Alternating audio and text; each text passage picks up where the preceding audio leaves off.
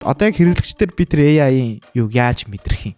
Starlink орж ирэнгүүт одоо Mobicom, Skytel мэтэл байхгүй болно гэдэг бол хэзээ байхгүй. Бараг хэрэглэгчд юу санал болгож байгааг Skytel өөрөө ч бараг мэдэхгүй байж болох юм байна те. Одоо яаж одоо таалантуудыг татах уу гэдэг нь хаардаг болсон. Билинг систем гэж яг. Одоо шилбэл бидний худалдаж аваад одоо нэвтрүүлсэн систем бол 24/4-өөр одоо хэмжигдэж байна. Энэ датаг яаж Skytel хаанаас аваад тэгээ миний утас нь ингэж орж иж ажиллаад байгаа. Тэгэхээр бид нар энийг ашиглах ёстой, сурах ёстой.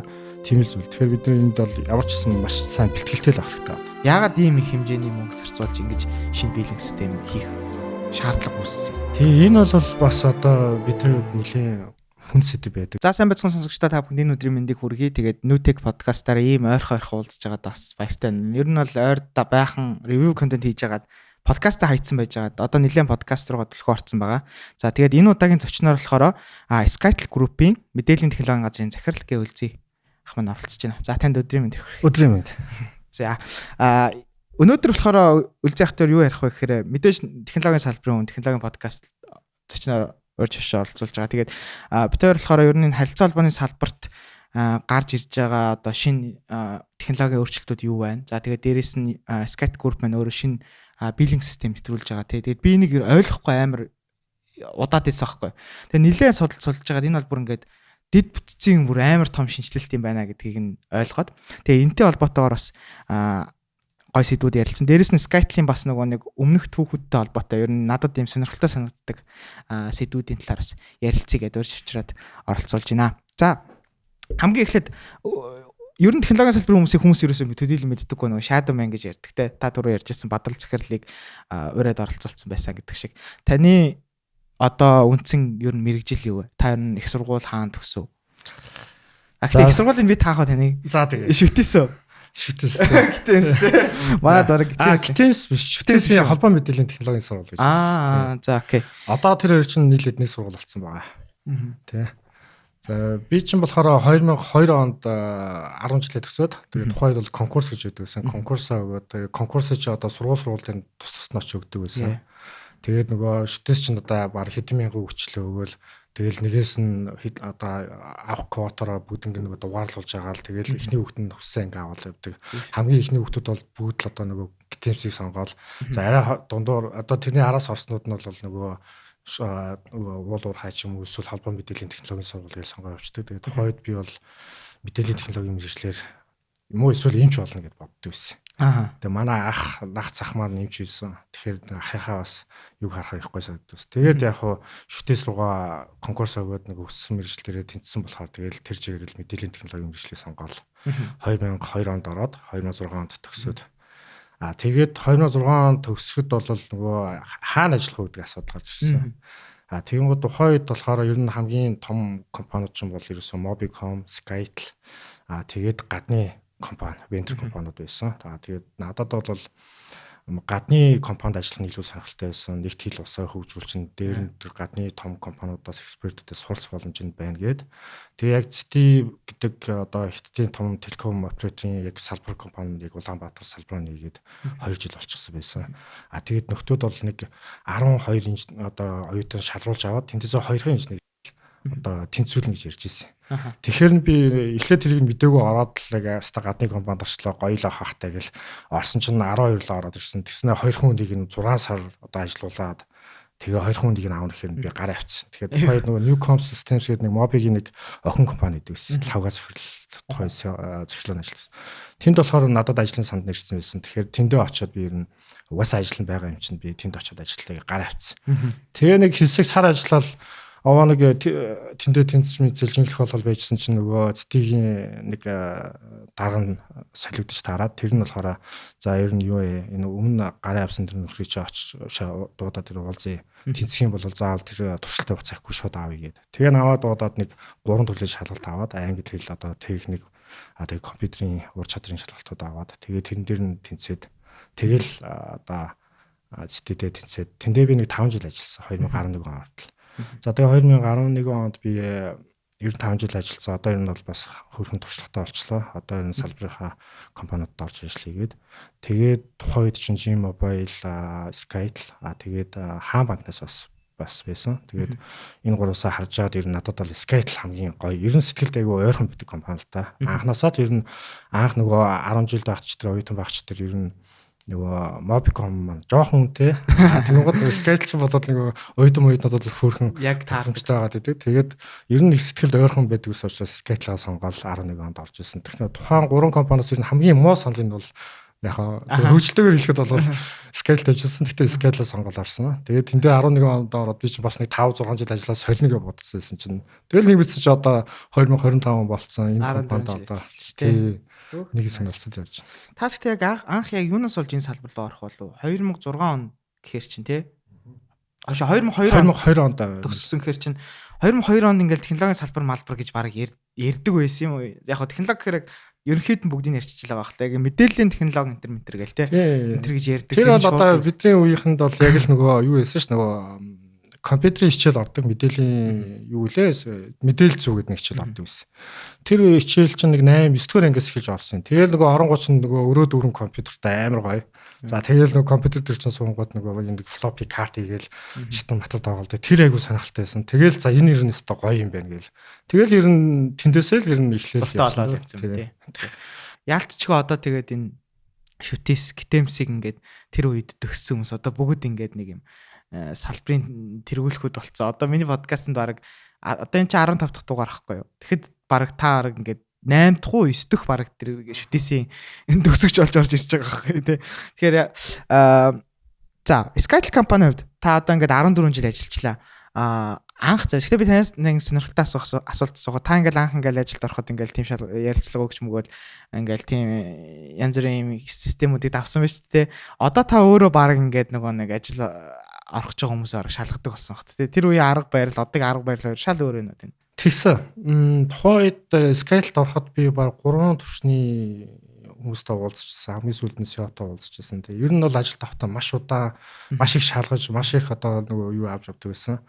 Одоо бүр 2006 онд тэр компанид одоо анхны компанид ажилд ороход хүртэл нөгөө 6 сар туршлагаар ажиллуулна тий. Тэгснэ 2 өдрийн нэг тэнцвэрлэн ч гэдэг юм. Аюу шалгуур өндөр байсан. Одоо бол ингээд юм өөрчлөгдсөн.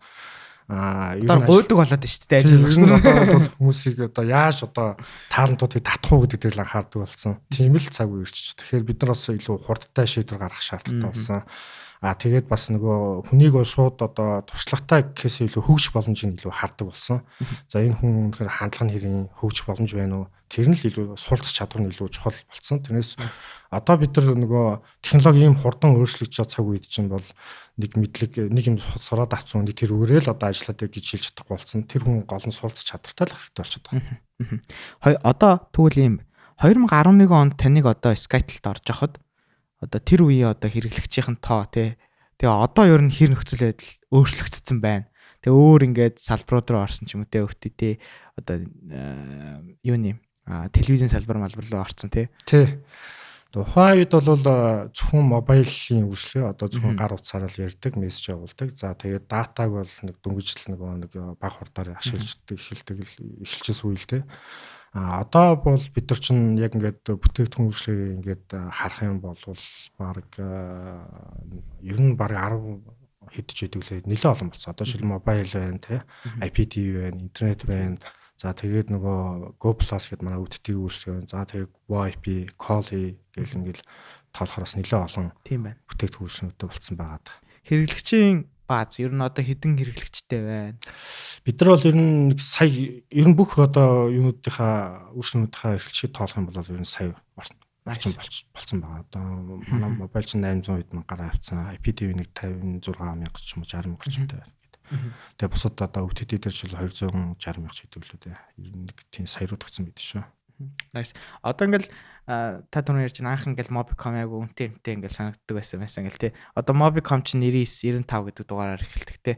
Skytel маань болохоор одоо анх 91 тэгээд одоо сүүлд ингээд надтай 69-тэй дугаараас хүн залхахаар гайхаад энэ хаанаас залгаад байна гэдгсэн чи Skytel ээж таараа. Тэгээд энэ дугааруудын сонголтуудыг яаж хийгээд байгаа? Яагаад иймэрхүү энэ одоо 91 90 ингээ ер нь сонгох болсон юм? Skytel бол 99 онд үүсгэн байгуулагдсан. Mobicom 96 онд байдаг.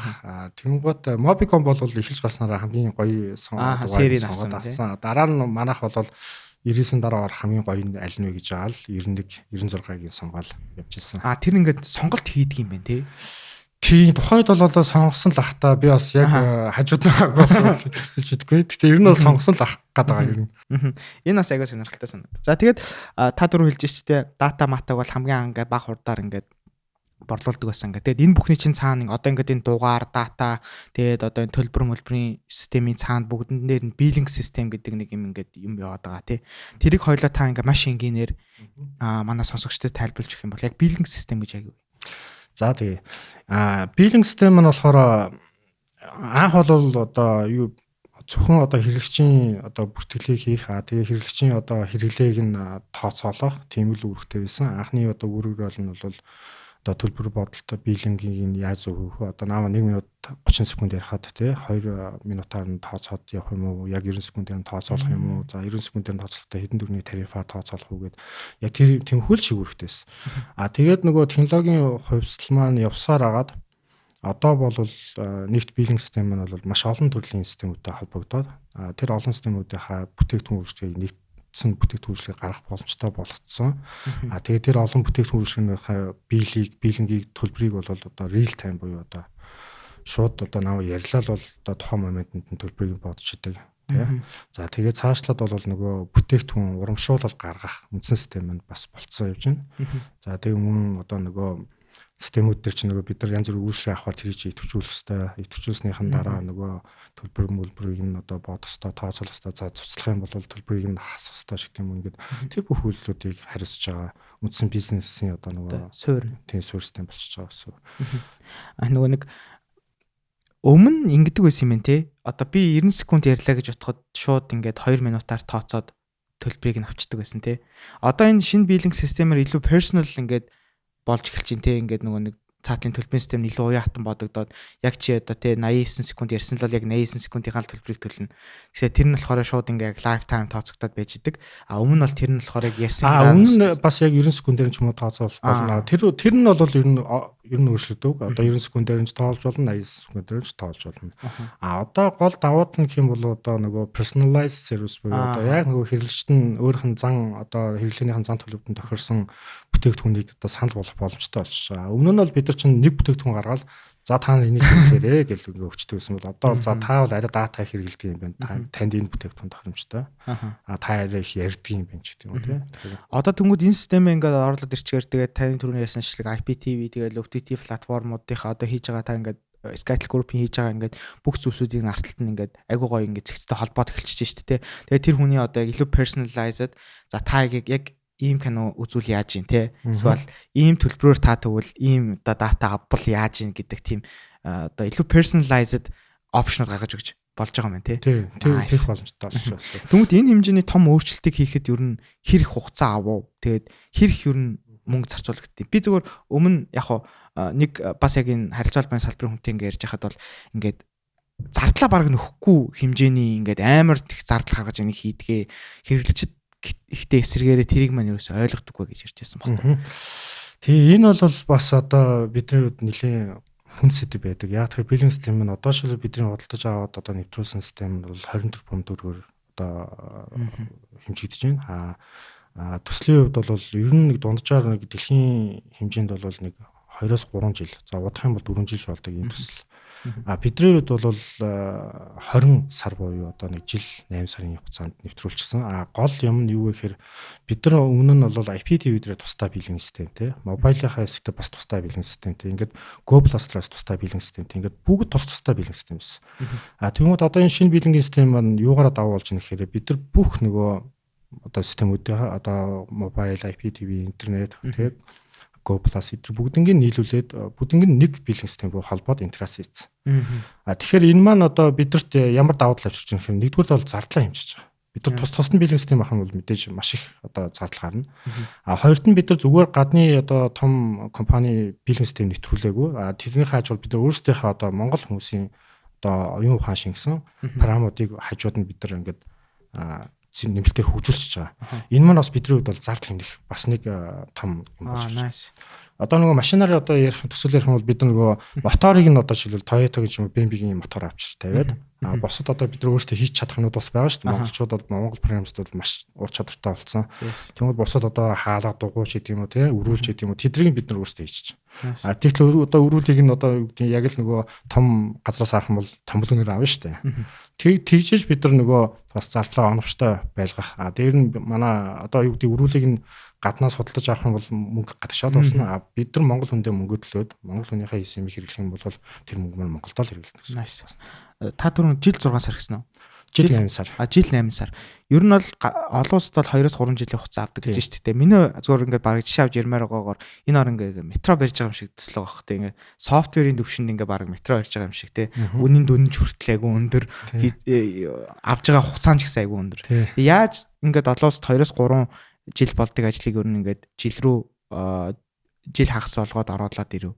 За энэний бол яг нууцсан за нууц гэх чаашин тий. Ер нь ингэдэг нөгөө биллинг систем маань бол одоо хамгийн бас нэг хэцүү ажлуудын нэг нь бол тэр олон системүүдийн интеграц хийхэд айгүй цаг авдаг.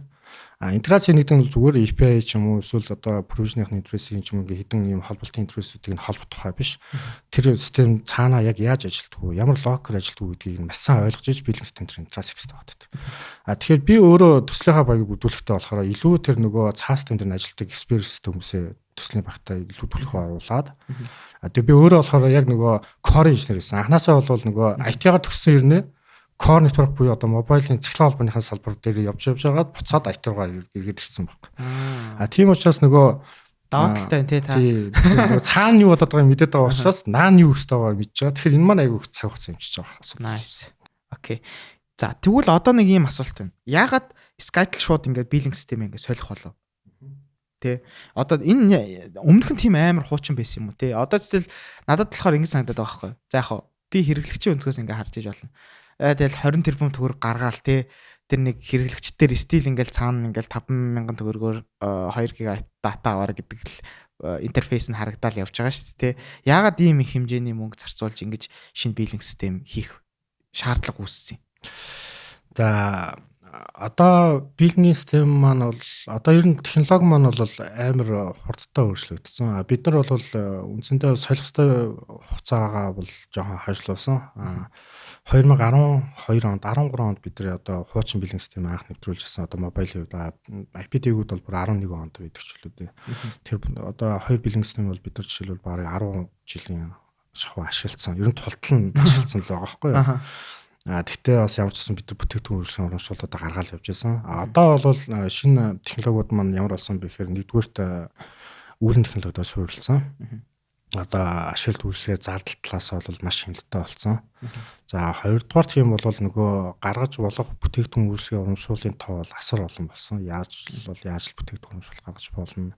За дээр нь хурд тэгээд нөгөө чанар гэдэг олон одоо асуудал төр бол энэ биллинг систем бол маш чухал үр өгүүлэлттэй байдаг. Тэгэхээр бид нар бол солих ёстой одоо юугаа бол жаахан юу адаг. Окей. Ер нь бол зардал талаас бол хамгийн өөрчлөлттэй шийдвэр болоод хувирчиж байгаа юм байна шүү дээ. Гадны одоо тэгвэл яг энэ одоо телеком байгууллагууд яг одоо Skytel-ийн санийх шиг хэрэгжүүлсэн шиг биллинг системээр явд юм уу? Эсвэл бид нэр нь араас нь яваад байна уу? Одоо ер нь зэрэгсэж ирж байна уу?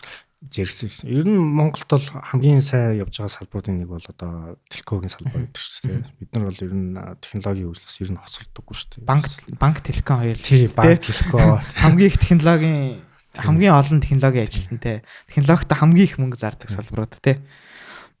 За тэгвэл та энэ дэр нэг юм ярьжсэн AI орж ирнэ гэдэг байгаа. Тэ одоо илүү personalized болгох жоо ганц зүйл ч одоо AI шүү дээ.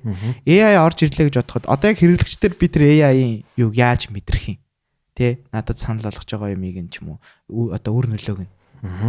За тэгэхээр одоо AI бол үндсэн суурь нь бол сургагдсан модель байгаа шүү. Тэгэхээр одоо таны датагаа ч одоо хэрэглэгчнийхээ датаг бид нар AI-д өгөөс сургачлаа гэхэд тэр нөхөр бол за энэ хүн бол ийм хүү төрлийн киног үзэх сонирхолтой юм байна. За энэ хүн бол датаг ингэж их хэрэглэдэг юм чи энэ хүнд ийм хүү хэмжээний датаг ийм хүү одоо өгнөр өгчөд бол болох юм байна гэдэг тэр одоо suggestion гаргаад өгч. Тэгэхээр одоо юу гэдгийг бид нар одоо хэрэглэгчийг одоо за нэг бүрчлэн тооцоолох шаардлагагүй. манай хувьд нь бол өөрсдөө урьдчилан тооцоолоод хэрэгжтэй санал болгох чинь тэр нь аль аль талдаа ашигтай win-win нөхцөл олоод авчих. Гэхдээ ийм юм бэ. Sorry таны яриг тасалчлаа. Бараг хэрэглэгчд юу санал болгож байгааг Skytel өөрөө ч бараг мэдэхгүй байж болох юм байна те. Одоо жишээлбэл энэ Тамира гэдэг хүн бол одоо энэ одоо яг ингээд төлөлтийн нь хуваарийг ингээ харах юм бол за 1 сарын ингээ 3 дахь 7 хоног дээр жоох мөнгөгүй яваад идэм юм те.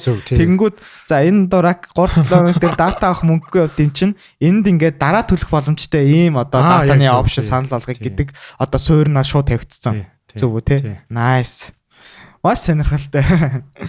За энэ тэгээд шинэ билинг систем ер нь одоо Монголын одоо энэ индустрид байгаа бусад одоо харилцаа холбооны салбаруудаас одоо байгууллагуудаас юугаар ялгарч байгаа. Жишээл Mobicom, Unitel.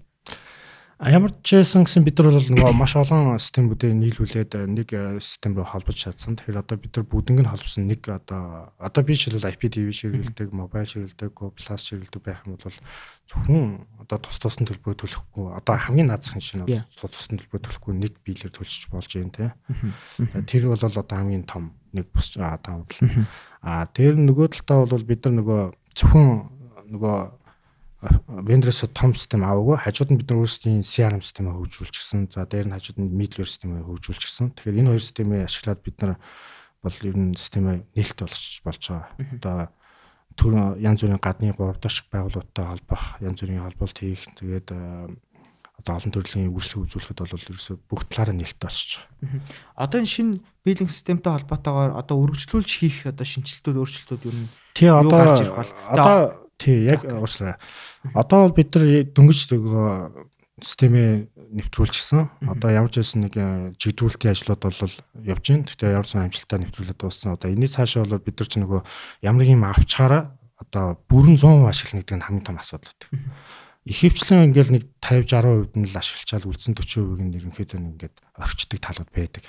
Тэгэхээр бид нар энэ системийг бол одоо цааш нь 100% тултал нь сайн ашиглахын тулд бол одоо өшөө хийх ажлууд бол нэлээд бас байгаа.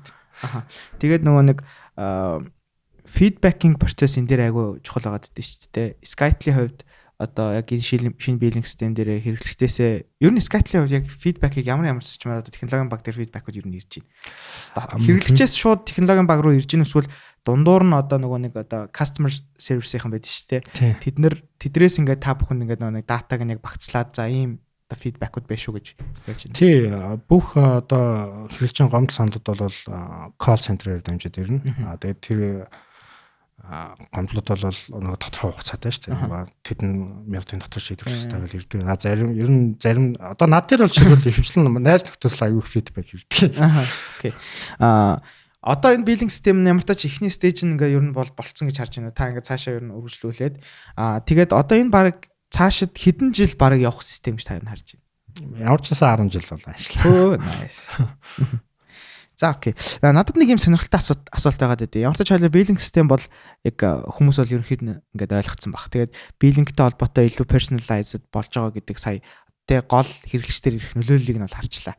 Тэгээ надад зөөр нэг юм харилцаа холбооны хүнтэй ингээд ярьж байгаагийнх нэг юм сонирхолтой асуулт байдаг байхгүй. Яг хоо энэ бол ингээд цаана ажиллаж байгаа гэрээтэй ажиллаж байгаа байгууллага энэ төр бол өндөр нууцлалтай байх хэрэгтэй баг тий. Дата юу нь Монголд яг яаж орж ирээд байгаа. Одоо би жишээлбэл энэ дата худалдаж авч байгаа шүү дээ 2 ГБ гээд. Тэгээ энэ датаг яаж Skytel хаанаас аваад тэгээ миний утсанд ингэж орж ирж ажиллаад байгаа. За Google ч юм уу гадны сервис ашиглаж байгаа бол мэдээж гаднаас авна. Тэгэхээр Монгол бол 2 тал руу гарцтай. Орос руу гарцтай. Оросынх нь бол цаашаа явсаар Германд Франкфурт дээр очиж байгаа. Тэндээсээ цаашаа явчихна. Урагшаага бол Хонконг дээр очиж байгаа. Тэгмүүд Хонконг дээр очиж байгаа нь болохоор ер нь Монголын ихэнх дата бол ер нь Хонконг руу урагшаага ер нь 60-70 бараг 80% нь шахуу ер нь Хонконгоос энэ төр авчиж байгаа. Тэгэхдээ бас нэг Монгол дотор хэрэглэж байгаа интернет бас байгаа. Тэр нь бол Монгол дотроо микс дээр явчихна. Бас нэг юм нь юу гэхээр нөгөө бид нар нэг контентыг олон дахин үздэг шүү дээ. Тэр маань болохоор нөгөө кэшлэгддэг. Тэгэхээр бид нөгөө кэш серверүүд одоо өөрсдөө дата центртээ тавьчих юм бол заавал нөгөө Хонконг руу яваал тэр хугацааны туулаад нөгөө үзэх хурд маань багасдаг ч юм уу тийм асуудлыг нь шийдчихдэг. Тэгэхээр нөгөө олон дахин үзэж байгаа контентууд бол одоо манай дата центр дээр кэшлэгдээд. Тэгээ хэрэглэгчид бол хүл хэрэглэл үзэх боломж нэгдчихдэг. Окей. За AI-аас гадна одоо энэ нөгөө нэг шинэ билинг систем дээр big data гэж нэг ойлголт байгаа шүү дээ. Одоо энэ дата дээр чинь л ер нь AI ажиллана шүү дээ. Skytel миний ойлгосноор ингэсэн аахгүй та түрүү нөгөө өмнө бадрал захирлыг ярьжсэн. дата бол ингээд баг ингээд хангалттай ингээд дуусчихж байгаа тий. Баг ингээд AI нь өөрөө ингээд датагаа үүсгэснээр өөрөө тэр үүсгэсэн датанаас өөрөө сурдаг одоо зам руу яваад эхэлцээ тий. Тэнгүүд одоо энэ шинэ билинг систем дээр дататай холбоотой одоо ямар шинжилэлт өөрчлөлтүүд нь орж ирэх үү? Тийм. Тэр дата гэдэг чинь яг AI-ийнх нь одоо бүр хамгийн гол хоол хүнс нь тий түлш нь болчиход идэв тий. Тэгэхээр бид нар хоол хүнс түлшийг нь чанартай байлгах дээр л илүү голцоо анхаарах хэрэгтэй болчихж байгаа. Тэгээ энэ л дээр бол ялгаагүй бид нар бас л адилхан бэлтгэл ажил тий сайжруулалт ажлуудыг байнга л хийж хэвээр. Тэгж тэр сурах хэмжээндээ л очихгүй бол одоо тэр хоол хүнсийг нөхгүй гэж бид нар ямар ажил хийх гэдэг. Нөгөө нэг секундэд баг тэдэн гига тэдэн терабайт дата цугладаг энэ гэдэг шиг танд ер нь тэгж нэг харсан юм тоо байгаа юу? Одоо энэ Skytel-тэй холбоотойгоор секундэд бол Skytel дээр бол ингээд 1 терабайтын дата бол ингээд бараг цуглаж идэг тий. Тэгвэл тэр датаг чинь баг ингээд хадгалах нь өөрөө хүртэл ингээд амар том ажил бүр тустай ажлын хэсэг байгаад байгаа байхгүй. Тий. Тэр яг өндөр одоо энэ олон үйлчлэгийг чинь хэрэглэх болгонд л одоо дата одоо хэрэглэх болгонд эсвэл яриа хийх болгонд л дата үүсчихлээ. Ийм нь одоо бид нар дата хэрэглээгүй байсан чинь одоо бид нар ингээд нэг цэгээс нөгөө цэг рүү явахад хүртэл тэнд дата үүсчихлээ. Би яг бүгд системийн нэгтгсэн тоогоор нь бол санахгүй байна. Ямар ч байсан бид нар чинь бол байнгын л жил болгон л одоо нөгөө дата центр өөрчлөх шаардлага үүсэл явж байгаа. Окей. За тэгвэл хоёлаа энэ салбарын ер нь жоох ирээдүйн талаар ярив. Та нэг би тэр ZT гэдэг компанийг бол сүүлд мэдчихсэн байхгүй. Нилээн сая баг өнгөрсөн жил мэдсэн багтсан чи та баг одоогоос орог 20 жилийн өмнө ярилцлаганд нь орцсон ч шиг тийм. Тэгвэл чи энэ компани чи өөрөө энэ харилцаа холбоо яг энэ гол бизнес нь харилцаа холбооны салбар тий. Тэгээд ер нь одоо энэ 5G Монголд орж ирлээ гэж бид нар баг сүүлийн баг 3 жилээр ярьж байна. 4 жилээр ярьж байна тий. Тэгээд яг сүүлийн өнгөрсөн жилээс эхлүүлэл туршилтын стандарт гэдэг ер нь явж байгаа шиг байна. 5G Монголд орж ирээд ямар импакт яг хэрэглэгчдэр гарна гэж та харна харж байна. Хэрэглэгчдэр илүү импакт гарах уу эсвэл бизнесүүдэд үү? Гол фокус нь бол ер нь бизнес тал руу явж байгаа. Хэрэглэгчдэр бол мэдээж хурд бол маш өндөр хурдтай болно. Яг байгууллагын хувьд бол нөгөө үйлдвэржилт автоматжуулалтын тал дээр IoT-ийн салбар дээр илүү ашигтай байхаар харагдаад байгаа. Тэгтээ бас 5G чинь бас нөгөө манай томчууд чинь бас яг стил бас яг яаж мөнгө олох уу энэ бүр чинь гээл бас ер нь цаг үеэсээ жоохон төрүүлээд гарцсан юм шиг тийм байгаад талаас байгаа. Зүгээр нэг жоохон гой сонсогддог. Тэгэл 5G орж ирлээ гэдэг нь жоохон борлуулалт нэг. Тэгээ одоо Монголд бол 5G-г бол ингээл зарим нь тестэлсэн, зарим нь гадаашаа явахаараа бас 5G хэрэглээд үзсэн хүмүүс байж байгаа. Зарим нь бол нэг хайхтар тийм ялгаа байгаа мó гэж зарим нь бас хэлж илээ тий. Тэгээ нэг энэ дэр нэг юм холбоотой сонирхолтой асуулт байгаа. 5G оруулж ирнэ гэдэг нь өөрөө өмнө 4G-ийн станц дээр ингээд тодорхой өөрчлөлтүүд хийчих тийм үү? Эсвэл бүр ингээд шинээр бүх юмыг нь дид бүтцийг нь бий болгоо, шинээр утас татчихж хийдэг ажил юм уу? Зүгээр нөгөө 5G-ийн одоо бааз станц ч юм уу одоо нүүд би тавьчлаа гэхэд одоо мэдээж хуучин байгаа дид бүтц нь ямар байхаас л хамаарна. Тэр нь 5G-ийн одоо радио дэмждэг юм уу, радио дэмждэг юм уу? За тэгээд тийм одоо 5G-ийн нөгөө юунуудыг татамжуудыг дэмжих боломжтой юм гэдгээс хамнаа дэмжихгүй шинээр байгуулахаас сураа. Тэгээд тэрийгээ дагаад нөгөө хурд нь маш өндөр болчихж байгаа учраас нөгөө дамжуулах сүлжээнийх нь багтаамж маш чухал болчихно. Тэрийгээ дахиад өөрчлөх шаардлага гарна гэдэг юм уу тийм. Тэгэхээр тэр талаасаа бол дахиад баг ер нь шинээр байгуулж байгаас ялгаагүй л ажил болчихж байгаа. Одоо харилцаа холбооны салбарын дараагийн 10 жилийн ер нь гол технологи нь юу болох гэдэг. За мэдээж AI байгаа бах те. Тэгэл одоо Skytel ингээд билинг систем дээр хүртэл энийг ингээд амар чухлаар тооцоод оруулаад ирж байна. Суур нь одоо бэлэн болчлоо шүү дээ. Одоо AI-д бэлтгэгдсэн iPhone гэдэг шиг те AI-д суурилсан билинг систем болоод төрсөн шүү дээ. Нэг сайлаа бэлтгэх саваа бэлтгэдэг шиг юмаа л бэлтгэл өстэй болчиход байгаа. Та ер нь өөр юм гадны зав. За яг хүмүүс хамгийн их мэддгээр нь бол Америкийн AT&T тэгэл Verizon илүү тий. Тэгээд дээрэс нь өөр одоо бидний мэдхгүй Европын өөр юунаас ч юуж магадгүй. Тэд нар ер нь ямар өөрчлөлтүүд ер нь хийж эхэлж байна. Тэний анзаарж байгаа. Тэд нар бол ер нь үйлчлэгээ нөгөө diversify хийн гэж ярьдаг үлээ дээ. Одоо нөгөө маш олон төрлийн үйлчлэгээ болгож нөгөө солонгоруулах оролдлого айгүйх хийж ин л одоо сүүл санаж хахад бол бас зарим хөрөнгө оруулалтууд ашиггүй болцсон ч гэдэг юм уу. Тэгээ Direct TV-гээр сателлитийн үйлчлэгээ оруулсан чинь тэр нь одоо тухайн үедээ бол амар алж исэн чинь одоо бол нөгөө хэлж байгаа тухайг алдаад бүр ийм ингээд айгүй ашиггүй хэдэн тэрбум долларын хөрөнгө оруулалт болоод хувирсан байдаг ч юм уу. За тэгэл зарим нь Google шиг одоо өвдөлтийн үйлчлэгээр илүү анхаардаг ч юм уу. Ингээд яан зүрээр л оролдож байна. AI-г айгүй гоёор ашигласан байгаа газар байна уу? Тийм. AI шим одоо бидний харж байгаа бол нэг ойрын хэдэн жилдээ бас л дахиад хөгжинэ. Одоо хүртэл одоо яг ямар хэлбэртэй байхаа ер нь бол файнал хийгээгүй шүү дээ. Одоо хөгжөөл боломжийг нь одоо хүндрэлт нэгээл явж байна. Хамгийн гол юм нь гэвэл энэ нөхөр бол бүтээмжийг асар их нэмэх юм байна. Одоо анх хүндрэлт нөгөө дууг бүтээснээр ямар их бүтээмж нэмэгдлээ. Дараа нь уурын хөдөлгүүр бүтээгээд бүр эдийн засаг ямар амар томрлоо тий. Яг л тэрнтэй адилхан үзэгдэл бас болох гээд байна уу да. Тэгэхээр бид нар AI бол одоо хүний бүтээмжийг нэмнэ. Тэг хүний бүтээмжийг нэмнэ гэдэг чинь бол цаашлаад эдийн засгийг бол сайжруулна. Тэгэхээр бид нар энийг ашиглах ёстой, сурах ёстой.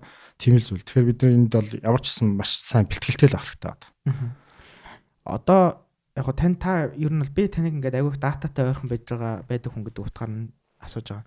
Таныг анх ингээд ороход хүмүүс ер нь хэрэг уцаар ярьж, Skype-д ороход хүмүүс ер нь хэрэг уцаар ярьж мессеж бичдэг байсан. Одоо хэрэг тэгж байна. За тэгээд яг хөө тэр нь ингээд нөгөө нэг дата хэрэглээгээр л өөрчлөгдлөх л та ингээд софтвер, мессенжер, Facebook энэ ашиглаж байгаа. Тэрэн дээр хэр дифференс танд ажиглагдаж байна? Яриа бол багасж байгаа. Мессеж нь бол бүр байхгүй болсон шүү дээ. Мессеж бол бүр одоо хаяа. Одоо зүгээр нөгөө нэг Google-ийн authenticator мессеж авах ч юм уу, e-Mongol руу ороход ч юм уу, ер нь баг тэр их хэмжээнд очсон л явж шүү дээ. Тэгээд нөгөө бусад одоо software based үйлчлэгүүд нь маань бол ер нь disrupt хийгээд явцсан л харагдаад байгаа. Дата хэрэглэх хэрэг нэмэгдэж байна. Асар их. Ерөөсөө жилд бараг 20-30% бол ерөөсөө нэмэгдээл яваад байгаа. Тэгээд таны харж байгаагаар аль насныхын ер нь хамгийн их дата ашиглаж байна? Мэдээж одоо манай шинэ юм ярих шүү дээ. Одоо манай хүүхдүүдээс эхлүүлээл зогсолтгүй. Одоо бид ч яаж хязгаарлах вэ гэдэг л одоо тухайл ер нь их ярьдаг болчихлоо шүү дээ. Тэгээ энэ 6G гэдэг талаар та судалж ирсэн үү? Одоо 6G одоо энэ 5G 6G гэдэг ингээд шин технологиуд гарч ирээд шүү дээ. Энэ ингээд accuracy-н ингээд амар сайжирч байгаа, хурдан мэдээ сайжирч байгаа. Өөр ингээд янз бүрийн байд юм. Эсвэл зөвхөн тэр талаараа л илүү хөгжөөд байна уу? За 6G-ийн тал дээр бол зүгээр хайлт молдол ер нь мэдээлэл тааруулаа уншичаал явж байгаа. Одоохондоо бид нар чинь 5G дээр л 5G-гээр ер нь яаж одоо бизнес болох вэ гэдэг харж байгаа. Түрүүний нэг төхөөрөмж ирсэн шүү дээ. Тэрэн дээр яг би зүгээр нэг жижигхэн нэг юм ярихад манай Go Plus донгод үйлчлэгийг нэвтрүүлсэн юм. Тэр маань одоо бичлүүл өөрөө тэр донглог нь хэрэглэчихгүй юу. Тэнгууд би донглоо олчлыг манай гээд хоёр зурагт байдаг. Нэг нь арай ухаалаг, нэг нь арай ухаан муутай. Ухаан муутай дээр нөгөө донглоо явуулаад тавьчихгууд нөгөө Netflix, YouTube-ыг үзэж болж байгаа. Одоо ийм гоё подкастуудыг бол тэрнээс нөгөө ухаан муутай зурагтан дээрж үзэж болж байгаа. Тэнгууд Go Plus одоо тэр донглоор байгаа Go Plus аккаунтыг ашиглаад би ажил дээр ирээд веб руу ороод бас хүссэн контентуудаа үзэж болж байгаа. Тэгэхээр би ерөөсөө утсан дээрээс үзэж болно, компьютер дээрээс үзэж болно, гэрийнхаа зурган дээрээс үзэж. Нэг аккаунт аваад нэгэн төлбөр төлөөл ерөөсөө ингээд хаасаа айгуул нөгөө Go Plus-д гаж. Subscription модель дээр нугаас арга орцсон шүү дээ. 3 device-ээс үзмээр байвал тэдэгдэл, 2 device-ээс үзмээр байвал тэдэгдэл. Тэгээ зөвхөн утаснасаа үзмээр байвал. Тэгээд нөгөө манай Go Plus ч нөгөө нэг Samsung-ийн юу руу орцсон. Нөгөө store руу орцсон. Тэнгууд би нөгөө IPTV-ийн нөгөө хуучин нэг юм төхөөрөмж мөрс тэдүүлсэн шүү дээ. Одоо зөв интернет авах юм бол манай хоёр үрдэж хоёуланд нь л одоо IPTV байгаа юм шиг лээ. Заавал нэмэлт тийм төхөөрөмж байх шаардлагагүй. Nice. Тэгээд тэр чинь би 10,000 төгрөгөөр хэрэглэж байгаа. Окей. Тэнгүүд нэг юм асуулт байна заа. Энийг бол хүн болгоно л ер нь танаас зүгээр сонсох хүсэж байгаа байх. Заа. Starlink Монголд орж ирсэн шүү дээ өнгөрсөн жил. Тий. Starlink орж ирлээ гэж тэгсэн чинь ингээл солир ингээл унаал тий. Тэгэл нөгөө нэг хуучин Skytel, Movicom, Minitel гэсэн брэндүүд нь бүгд динозавр тий. Тэгэл ингээд солир орж ирээл баг бүгдийг байхгүй болгож байгаа юм шигээр л хүмүүс төсөөлж исэн тий. Заваа ингээл ер нь баг утасны дугаар баг байхгүй болох нь хүмүүс баг зүгээр мөнхийн $24 интернеттэй байдаг болох нь гэл. Тэгчихсэн. Энэ импакт юу нэр гарна гэж та ер нь бодож байна. Энэ бол би бол илүү сайн талаас нь харж байгаа. Одоо Монгол улс бол одоо 2.5 сая хэвдэл 1 сая метр квадрат гэж явдаг. Тэнд бас харьцангуй цөөхөн хамт мөртөл маш том газар нутагтай. Бид нар энэ газар нутгийг яг одоо радио сүлжээр дүүрэн гэвэл асар их хэмжээний хөрөнгө оруулалт тэрний эргээд хязгаарч хөтөхгүй тийм. Тэр тохиолдолд бол одоо Starlink бол маш чухал өөрчлөлт болж байгаа. Одоо хот суурин газруудад бол одоо бид нар сүлжээг бол хангалттай сайн хөгжиж болж байна. Хөгжин. Бусад газрууд бол боломжтой газрууд бол Starlink ашиглаад явчих болжлаа юм л да. Тэгвэл юу гэдэг Starlink орж ирэнгүүт одоо Movicom, Skytel, Minitel байхгүй болно гэж бол хэзэж байхгүй. Яагаад гэвэл эн чинь физикийн хуулиараа бол тэр 550,000 км дээр байгаа одоо нөхрөөс ирж байгаа одоо тэр нөгөө юу одоо радио сигнал тийм ээ. Тэр маань бол одоо энэ одоо хажууханд байгаа манай бааз станцын радио сигнал хоёртой харьцуулах юм бол хурд нь бол хизээш түүсэхгүй илүү биш. илүү биш. Тэгэхээр тэрийг бол яг за мэдээж тэр бол нөгөө нэг алс хол нөгөө нэг нүүдэлчин соёлтой холбоотойгоор нөгөө нэг интернетгүй сум бас хөөрхөн одоо стил байгаа юм билээ шүү дээ. Ямар ч хол харилцаа холбоонд холбогдоогүй. Тэгээд тэрлүү чинь ингээд нэг 200 хүнд ч юм уу 500 хүнд ингээд сүлжээтэй болохын тулд ингээд дид бүтц ингээд станц зоон гэдэг уулын орой морь руу 50 мм гэдэг бол өөрөө асар их хэмжээний хөрөнгө оруулалт. Тэр чи одоо хамгийн наацх нь цахилгааныг нь яашидх үү. За тэгээд амжуулах сүлжээг нь яашидх үү гэл. За тэгээд нөгөө усаа суйрлуулалт тэр шелтер яаж барих уу гэл тэр чинь бас асар их ажил ордог ажил шүү дээ. Yes. За дараагийн Skytel ер нь алсын зорилго одоо юу вэ? Тэгээд одоо ер нь за ингэ шинэ билинг систем хийчлээ. Таны хувьд бол технологийн хүн ингээд суур кодоо нөгөө нэг гоё ичвэл айгу гоё идэг гэдэг шиг суур системээ сайжруулсан чинь одоо ингээд нэг юм үеиг байгаа хэл та. Бүх юм ингээд нэг юм цэгцтэй харагдаад. Тэгэхээр одоо Skytel-ийн дараагийн зорилго ер нь юу вэ? За та микрогоор ажиллах. За. Түрүүн хэлсэнчлэн бид нар одоо шинээр авсан юм тултал нь ашиглах хэрэгтэй ихний ээлжинд. Тэгэхээр одоо бид нар дөнгөж нэг 60-70% нь одоо системээ ашиглаж байна. Тэгэхээр одоо үлдсэн 40% нь бид нар юу хийж болох вэ? Яаж ашиглаж болох вэ гэдэг дээр илүү фокусж ажиллана. Хоёрт нь бол хэрэглэгчийнхаа бид нар customer experience-ийг сайжруулах дээр маш одоо фокус өгж ажиллана. Одоо бидний хувьд бол тэр бас маш чухал одоо ажлуудын нэг байгаа да. Тэгээд ажиллагчдаа бүтээмжийг нэмэхийн тулд бид нар зайлшгүй одоо ажилтны хадваршинд хэрэглэгчтэй хадваршинд тийм ээ бүтээгдэхүүн ууршуулах хадваршинд бас яаж ажиллах үүдийг судалгаануудаа хийгээд ингээд цаашаа бас цаг үетэйгээл сайхан хүлээлгэл явна да. Та ямар AI ашиглаж байна? Би бол бүгдийг нь ашиглаж байгаа. Ер нь бүгдийг нь харьцуулаад тоолдоо. Одоо жишээлбэл сүүлд нөгөө Elon Musk-ийн гаргасан Grok шүү дээ тийм. Grok байгаа. Тэгээ Perplexity байгаа. За ChatGPT байгаа. За тэгээд нөгөө манай хятадын хийсэн DeepSeek гэдэг юм уу тийм. За тэгээд Qwen гэл одоо би ч бүгдийг нь сайхан харьцуулж байгаа л хэрэгжилж үздэг. За бүгдийг та сайхан ингээ харьцуулчлаа. За та яг инженер хүний өнцгөөс хариулж шээ. Одоо таныг үзэж байгаа маш олон инженер байгаа. За оюутнууд ч зөндөө байгаа. Тэнгүүд аль нь яг ингээ те кодинг дээр одоо те тестинг дээр илүү танд ингээ импакт өгч чадчихна. Үнэхээр ажлыг чи хөнгөвчлж чадчихна. За манай хөгжүүлэгч нар бол ярихад бол ChatGPT-гийн 4 гэсэн баха. Би яг бас сайн санахгүй ч магадгүй. Ямарсан ChatGPT-гийн OpenAI модель стил бас сайн байна л гэж ярьж байсан. Тэгэхээр яг та өдөр тутмын дээр та одоо ер нь код бичиж байгаа юу өөрөө? Би бичихгүй. Одоо бичихгүй байгаа. Одоо яг менежментийн ажлыг хийгээл явж байгаа тий. Тийм тэгэл. Skytel технологийн компани жишээ технологийн газар нь ер нь хэдэн хүнтэй вэ? Ер нь хэр том бэ? Манайх мэдээллийн технологийн газар гэж хоёр газар байдаг. Нийлээд бол нэг 170 орчим хүнтэй. Тэнгүүд одоо инженерүүдийг чинь айгүй өндөр бүтээмжтэй ажиллуулах чинь бол өстой дахиад өөр шинжлэх ухаан бол явчлаа шүү дээ тий. Нөгөө нэг ингээл яг компьютертэйгээ л өдөржингөө харьцдаг хүмүүсийн чинь яаж хүмүүстэй харьцуулж багаар нь ажиллуулад өндөр бүтээмж гаргах вэ гэдэг чинь өөрөө айгүй. Одоо ерөөсөө хүний нөөцийн асуудал ч ерөөсөө ганц Монгол улсын чинь ер нь хүндрэлтний одоо бусад том улсын улсуудад ч гэсэн үсчих асуудал болчиход байгаа учраас энэ бүтээмж одоо нэмэх юу бол бидний хувьд бол бас их гоё цаг үе болчиход байгаа байхгүй. Тэнгүү та ингээд баг дээрээ ашиглаж байгаа ч юм уу тийм гоё систем юу вэ? Манай хөгжүүлэгч нарын хувьд бол нэг Copilot-ийг ашиглаж байгаа. Тэгээд ер нь сайхнаас л ашиглаж ирсэн бас айгүй их гоё юм байна гэл одоо даалаад өгөөл гэсэн байдал. Өөр ингээд нөгөө нэг баг дотор ашиглаж байгаа нэг соёл үүд шүү дээ. Одоо за жишээлбэл нөгөө нэг sprint тий. Sprint эсвэл одоо 7 хоног болгоны morning одоо уулзалт ч юм уу тий. Тэн дээрс юм гоё зүгээр өөр та энэ тэндээс жишээ авсан тийм юу байгаа юу? Бидэд бол ерөөсөө юу яачдаг. Одоо бид нар чинь төслөөсөө хамаарат баг болол явцдаг. Яг хөө мэдээ шилжсэн одоо зохион байгуулалт байгаа. Гэхдээ тухайн нөгөө урамшуул бүтээгдэхүүн ч юм уу төсөл дээрээ зориулаад тусад нь баг гаргаад тэгээд эдгэртэйгээ ингээд нөгөө вакуумжсан уулзалт хийгээд тэгэл тухайн моментуудаа сайхан яг нөгөө уулзалтаа товсон цагтаа хийгээд асуудлуудаа тухайн үрд нэрээ шийдээ явцдаг. Окей. За тэгээд энэ хүртэл сонссон нийт сонсогчдод баярлалаа. Тэгээд нэвтрүүлгийн урилга хүлээж авч ирсэн үлээс эхрэлтээс баярлалаа. Тэгээд таны одоо энэ Skytel Group шинээр нэвтрүүлсэн билинг систем бас яг одоо бол ингээд нэг 60% та ажиллаж нэгсэн шүү дээ. 40% нараас нэмэгдээд 100% ороод ирэх нь бид нэлээд сонь өрмөц цус ингээд бүтээгдэхүүнүүдийг харах юм шиг санагдаж байна. Тэгээд яасан. Тэгээд нөгөө нэг яг илүү personalized те баг rock сонсдог хүмүүс нь энэ датаг ашиглаа. Тэгээд gaming нь бол ингэж энэ бандлыг одоо ашиглавал илүү зүгээр шүү гэдэг ч юм уу те. Нилээн өмнө харагдаагүй тийм бүтээгдэхүүн үйлчлэгнүүд гарч ирэх юм шиг санагдаж байна. Тэгээд maybe энэ жилдээ бол яг хөө ингээд тест мест ингээд явчих бах те. Эх жилдээс бол нилээн өөрчлөлтүүд орж ирээд ялангуяа одоо энэ нөгөө нэг TikTok үздэг тэгээд Roblox тоглодог хүүхдүүд чинь бол шал өөр юм хүсэх баха те. Тий, яг зөв. За тэгээд урилга хүлээж авч иржсэн баярлалаа. Тэгээд дараагийн контентоор уулзлаа. Түр бай guys.